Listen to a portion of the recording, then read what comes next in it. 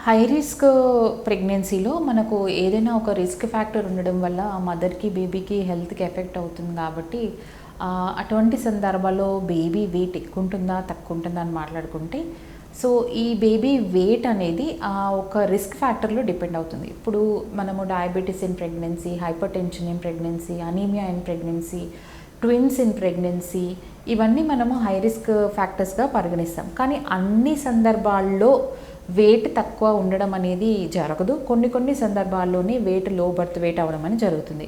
కొన్ని సందర్భాల్లో hyper tension in pregnancy అది ఏంటంటే కామన్‌గా ఈ హైపర్ టెన్షన్ ఇన్ ప్రెగ్నెన్సీ ఉన్న వాళ్ళు బేబీ వెయిట్ అనేది ఉండేదానికన్నా కొంచెం తక్కువ మోతాదులో ఉండే అవకాశాలు ఎక్కువ ఉంటాయి.